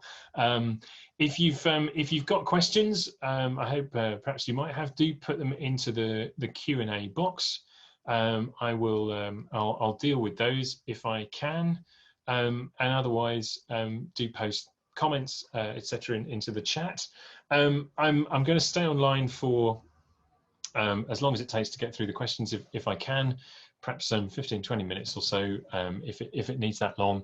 If you think of a question afterwards, or if I don't get to it, if I run out of time, you can always get hold of me via my website. The address is on the screen in the bottom left there, chrisnaunton.com, or via social media. If you search Twitter, Facebook, and Instagram for Chris Naunton, you'll probably find me, and you can get hold of me there. Forgive me if I'm not always very quick to answer questions by email or social media, but I do try to get through everything if I can. There might just be a bit of a delay. Anyway, so thanks again for coming. My next talk is going to be on the 15th of August. That's the New Day Culture talk on Tutankhamun's turbulent reign. Once we get towards the end of August and into September, I'm going to be doing some talks on the history of exploration and discovery in Egypt as we lead up to publication of my new book. So if you're already sick of me talking about that and plugging it, then those are probably lectures to avoid. But if you're interested in the history of Egyptology and exploration in Egypt, some of you might be, then do take a look. I hope to get the details of at least the first of those talks up in the next week or so. So yeah, again, thanks very much. Thanks for sticking with me. It was great to have you here today, and I will head to your questions now. So we've got a couple. Curtis. Hi, Curtis. Really interesting as always, Chris. Thank you. Thanks, Curtis. Thank you very much. Hope someone finds his tomb. Do you think there's anything under the Greek statues in Saqqara? That's a good question. That's a very good question. The area's been scanned. The area's been prospected. That's perhaps a better word. Non-invasively by the Saqqara Geophysical Survey Project led by Ian Matheson in the 1990s and early 2000s. Those of you who were at my Searching for Imhotep talk may remember me talking about that project and the fact that Ian Matheson and his team detected two very, very large, probably Old Kingdom or earlier, mastaba tombs just to the north of the Serapeum Way. In the context of a talk about Searching for Imhotep, I was suggesting, as Matheson did, that these might be, one or the other of them might be the tomb of Imhotep. But that same series of scans showed up the Serapeum Way incredibly well, much better than you can see it on the surface. I don't remember that it showed up very much other than what we already know about in the area of the hemicycle of philosophers. The other thing, so in other words, I don't think there's much chance of there being much more there. The other point to make about that, though, is that I have been trying for a while to establish what happened to all of the sculptures, apart from the philosophers, which are in those photographs of Macromalas from the 1940s. I did track one of them down. The winged statue of a phoenix or maybe a peacock is in the basement of the Egyptian Museum. I haven't yet managed to establish if any of those other sculptures are also there, but my theory for a long time was that some of them at least might have been left in situ. I just don't know that. So it may be that it would at least be worth looking to see if those things are still there. As for whether or not anybody's ever looked to see if there's anything underneath them, I'm not sure. But it's kind of forgotten. For me, that part of Saqqara is kind of forgotten, which is a real shame. I suspect very few people stop to visit the philosophers' statues now. I mean, relatively few people visit the Serapeum. I think I'm right in saying that. It never seems to be very busy when I'm there. Which is a real shame because the Serapeum is an incredible place. Any of you who have visited it, I'm sure many of you have, will know that. But the philosophers tend to get a bit overlooked, and I suspect most people are not really aware that there's much more around there. I hope that answers your question, Curtis. Neveen in Cairo asks, can you please tell us which of the scenarios you think is the most convincing regarding the tomb of Alexander? So Neveen, I suspect I'm sure that there are people who will tell you that Alexander was never buried in Memphis. My feeling is that the likelihood is that his body rested there for long enough that it would have had to have been given some kind of a burial. Maybe a tomb was constructed. The theory put forward by Andrew Chugg is that the body may actually have rested inside the Temple of Nectanebo by the Serapeum. We've just got no way of knowing that. But I suspect that it may have been lying in state temporarily, even for a number of years in Memphis,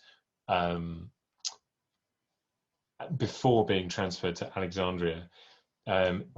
It's been suggested that the transfer took place at the earliest possible point at which the city of Alexandria was ready, and that the arrival of the body might even have sort of marked the moment of the opening of the city.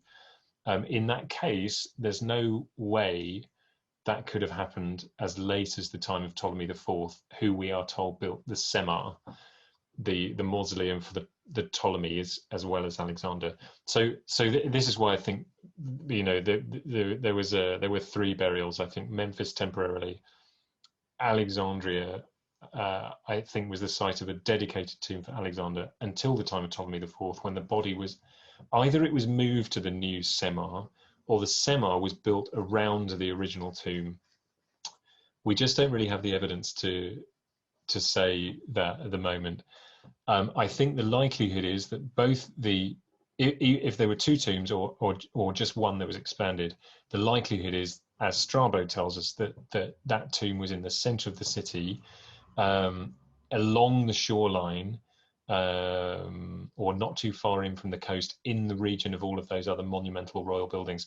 We just don't know enough about the architecture and archaeology of Alexandria to say exactly where, but I suspect that it was the Sema was lost completely. I do think it's plausible that the reason that the sarcophagus of Nectanebo II is in Alexandria is that it came with the body of Alexander the Great. I do think that's possible, but I don't think there's any way that the Atari Mosque can either have been in any way a part of the fabric of the building of the Sema, or even the same place. Yeah, so I've got my fingers crossed that the Shalalat Gardens excavations might turn something up, but it would be it would be an incredible stroke of good fortune if that tiny little window of the ground where the gardens are turned out to be exactly the right location. The likelihood, I think, is that the tomb is gone for good, sadly. Sorry, that's a bit of a disappointing answer, maybe. Christian asks, the tomb of Castor in Amphipolis was rumored to host many bodies. Is there a link? Yeah, I didn't mention Amphipolis. Thank you for doing so, Christian. So folks, some of you may know that around about 2014, I think, a very spectacular series of Macedonian tombs was discovered in Amphipolis, which is a part of the territory of Macedon. And it was suggested that the grandest of them might even be a candidate for the tomb of Alexander the Great. It was anonymous, as I remember, so it's not clear who the tomb belonged to. There's no, to my knowledge, there is no reason to connect it with Alexander. And because all the sources tell us that he was buried either in Memphis or Alexandria, there's not really any source that says anything else. There's some suggestion that he may have wished to be buried in Siwa, but in any case, the tomb is in Egypt somewhere. I think we can discount Amphipolis as a possible candidate for the tomb. It seems more likely that it's the burial place of a high status Macedonian of some kind, possibly a relative of Alexander, but not the man himself, I think. Richard says, excellent presentation. Thank you, Richard. Interested about the underwater ruins in the old royal harbour. Any idea what depth they were found, and is it diveable today? Depth, I'm not absolutely sure, Richard. I want to say something like sort of 10, 20 meters, not very deep. The remains are not very far off the modern coastline. When you go to Alexandria now, the island of Pharos, which is still there, although it's connected to the mainland, and the Lochias Peninsula give you a good sort of idea of the extent of the harbour, and we are fairly clear that the ruins of the royal palaces, etc., are clustered on the shoreline of the mainland, so they're not very far out. I don't know if there's any active work going on in the bay at the moment. It is diveable, and that's how the archaeology has been done, by divers. But I gather that, I'm not a diver, but I gather that the silt, the detritus on the seafloor is very easily disturbed, with the result that the visibility is very difficult. So I have asked, and it is apparently possible to dive, but it's just very difficult to see anything. And to my knowledge, there's no sort of commercial diving. So in other words, if you visit Alexandria, it's not as though you can sort of contact a local company and pay a bit of money and get taken out there. Not as far as I know. So I'm sure it's technically possible, but you'd need good equipment, and you'd need people who could take you to exactly where there are things worth seeing. And a lot of the most sort of fabulous sculptures and things have been removed anyway. Those are the kinds of things that were on display in the Sunken Cities exhibition. Yeah, I hope that answers the question. Thanks for your kind comment. Elizabeth says, thank you, Chris. Interesting as always. Thank you, Elizabeth. Still have the feeling you have much more to say. Maybe a good set of new books to be written. What do you think on the latest researches in the area of Taposiris Magna? Could it be Cleopatra's tomb? Well, apart from a very brief mention, you're right to connect the stories of the tombs of Alexander and Cleopatra, because they both involve, obviously, Alexandria. They both involve classical sources. They both involve descriptions of the city. So Strabo, for example, who tells us about the Sema and the royal palaces, also talks about Cleopatra's tomb. This is really a different lecture, so I'll try and be brief. The sources all tell us that the Cleopatra's tomb was in Alexandria, and they all suggest, like Alexander's tomb, it was in the royal palaces district. There's some additional evidence to suggest that it was on or in the area of the Lochias Peninsula. For my money, there's never been any good reason, and still isn't, if I'm brutally honest, to think that the tomb is at Taposiris Magna. Recently, some of you may know, a new documentary film came out about the site, which followed the excavations and the discovery of two mummies in the necropolis there of high status individuals. Taposiris Magna is a site couple of dozen kilometers along the coast to the west. It's the site of a temple and town and cemetery. And an archaeologist, Kathleen Martinez, has been excavating there for around about 15 years now, just a little bit under, and is determined to find the tomb of Cleopatra there. Like I say, I don't think there's any very good reason at the moment to think the tomb is there. And the discovery of mummies in a cemetery doesn't mean the tomb of Cleopatra is there. You'd expect to find mummies in a cemetery. We know it's the cemetery of high-ranking individuals from that part of the world.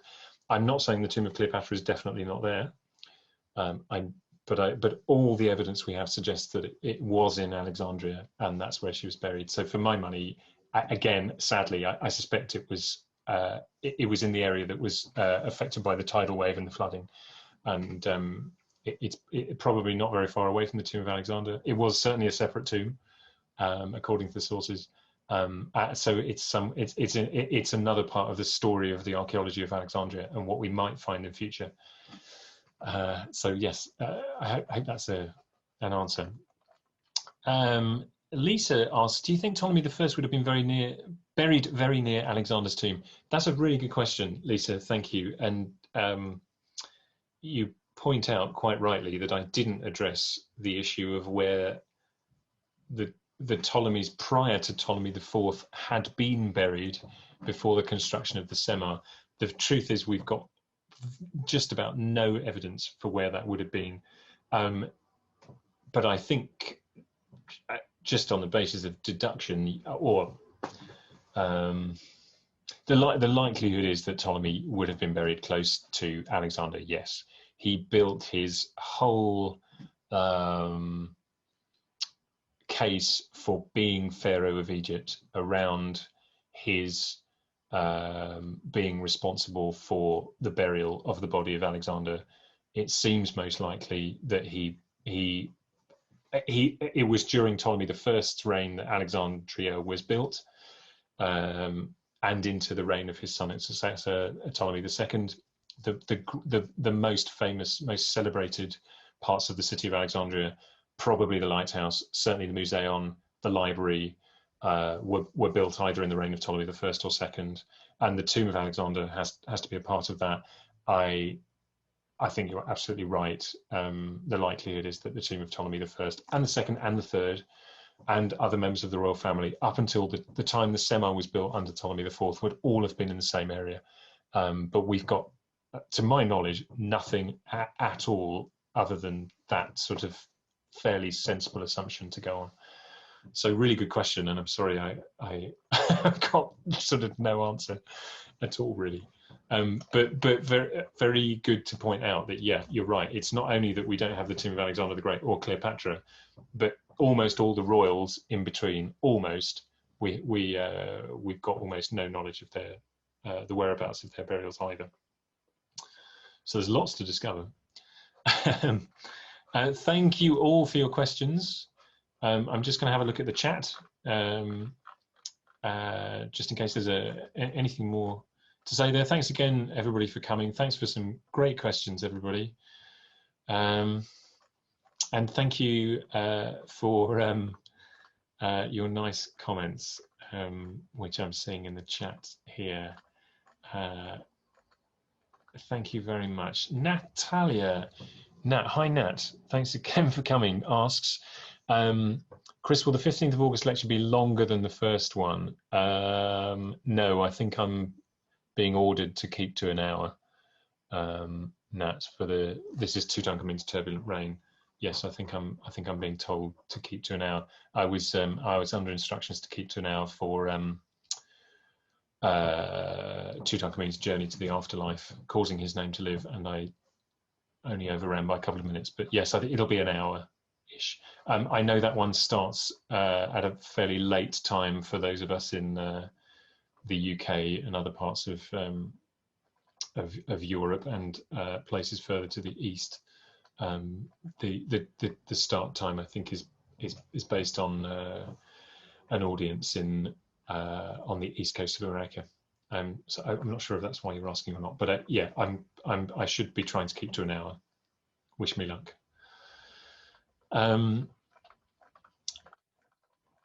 So great, thank you all again for your kind comments. Great to have you all here, and thanks for your questions. I think with the comments just about done, and I said I'd stay 15 or 20 minutes. I have done. Thanks again for coming.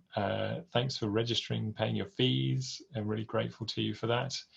And I hope perhaps to see some of you on the 15th for Tutankhamun's Turbulent Reign. And do keep an eye on my website. There will be some history of Egyptology related talks coming in the second half of August and into September. So yeah, thanks to you all. Thanks for your comments. I'm sorry I'm not going to go through them one by one to read them all out. I will read them after the talk. I really appreciate knowing that you've enjoyed the talk, yeah, I hope to see you at another one soon. So thanks very much, everybody. Thanks for sticking with me for more than 2 hours, and I will see you again soon. Thanks very much. Take care, everyone. Bye.